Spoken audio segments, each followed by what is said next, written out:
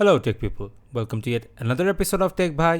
And আজকে আমরা একটা বাজেট গেমিং হেডসেট রিভিউ করতে যাচ্ছি অনেকদিন পর। অ্যান্ড এই ব্র্যান্ডটা খুব একটা প্রচলিত না বাংলাদেশে, খুব রিসেন্টলি তারা বাংলাদেশের মার্কেটে ঢুকেছে। ব্র্যান্ডটির নাম হলো ইক্সা অ্যান্ড এই প্রোডাক্টটির মডেল নাম্বার হচ্ছে T8। 1400 থেকে 1500 টাকার ভিতরেই এটা আপনারা মার্কেটে অ্যাভেলেবেল পেয়ে যাবেন। বাই দ্য ওয়ে, আমাদের আজকে প্রোডাক্টটি পাঠিয়েছে ভাইব গেমিং, তারা ইক্সা ব্র্যান্ডের সোল ডিস্ট্রিবিউটর বাংলাদেশের। অ্যান্ড ডিসক্রিপশন বক্সে তাদের ব্যাপারে সব ডিটেলস অ্যান্ড যাবতীয় তথ্য পেয়ে যাবেন, so please check them out. Alright, so unboxing এক্সপিরিয়েন্সটা অ্যাজ এক্সপেক্টেড খুবই সাদামাটা ছিল। বক্সের ভেতরে আপনারা কিছু ডকুমেন্টেশন অ্যান্ড একটা স্প্লিটার কেবলের সাথে হেডফোনটা পেয়ে যাবেন। Okay, so first things first, build quality pretty average, এখানে আহামরি কোনো বিল্ড কোয়ালিটি পাবেন না, পুরোটাই প্লাস্টিক বডি। অ্যান্ড একটা মাইক্রোফোন পেয়ে যাচ্ছেন যেটা আপনারা মুভ করতে পারবেন up and down, but unfortunately এই মোশনে আপনারা কোনো মিউট বা আনমিউটের অপশন পেয়ে যাচ্ছেন না, সেটা আলাদাভাবে কন্ট্রোলার হাব থেকেই করতে হবে। যেই স্লাইডারটা দিয়ে আপনারা হেডব্যান্ডটা ছোটো বা বড় করবেন সেখানেও স্টিলের কোনো ইউজ নেই, সেটাও পুরোটা প্লাস্টিকই।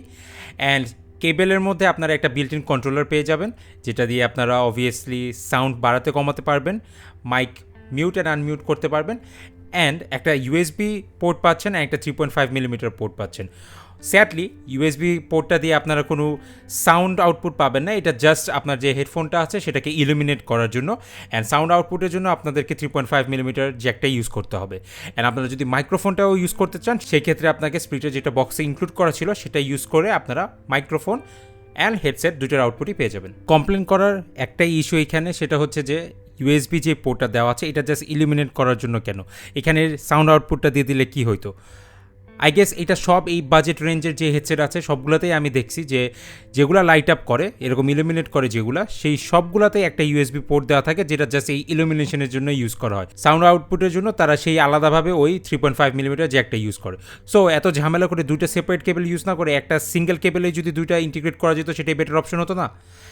দেন এগেন বিল কোয়ালিটি তো আমি বললামই যথারীতি চলার মতো, বাট মনে হয় না এটা হাত থেকে পড়লে খুব একটা টেকসই হবে, সো হাত থেকে ফেলার চেষ্টা ভুলেও করবেন না। এখানে এয়ার কুশনস হিসাবে যেই মেটেরিয়ালটা ইউজ করা হচ্ছে এটা লেদারের টাইপ মনে হচ্ছে, মানে আর্টিফিশিয়াল লেদারের মতো। অ্যান্ড এটা ব্রিদেবল, সো আপনি লং আওয়ার গেমিং সেশনস গরমকালে করলেও কোনো প্রবলেম ফেস করবেন না। অ্যান্ড এটা যথেষ্ট প্লাসি, সো আপনার কানে কোনো রকম ডিসকমফোর্টেবলও ফিল করবেন না অনেকক্ষণ পরে থাকলে।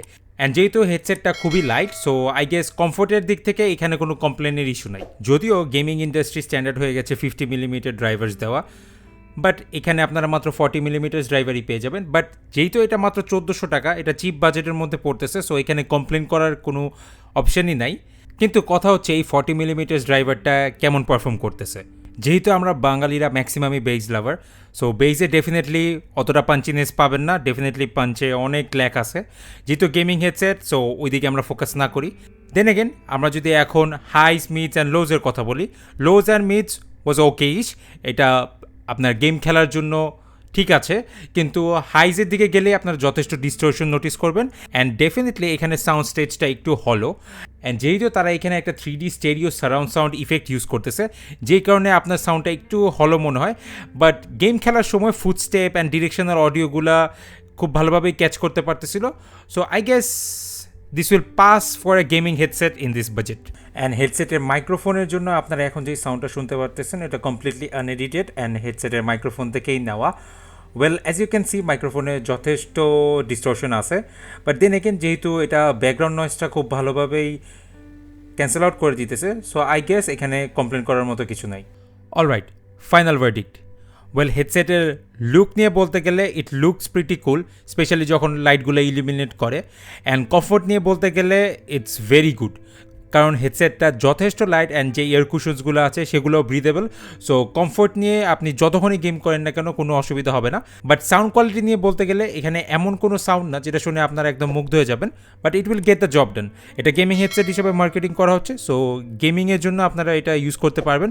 গানশটস, ফুটস্টেপস সবই ক্লিয়ারলি শুনতে পাচ্ছেন।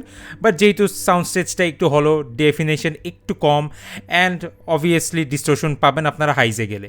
দেন এগেন ইটস প্লেয়েবল, এমন না এটা প্লেয়েবল না, বাট আপনার বাজেট যদি বেশি থাকে তাহলে আর একটু হায়ার বাজেট রেঞ্জে ব্রাউজ করলে বেটার হবে।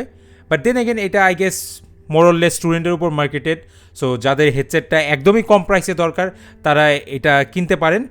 So that's it for today. ভিডিওটি ভালো লেগে থাকলে do like, share and subscribe to our channel and will see next time. Tata.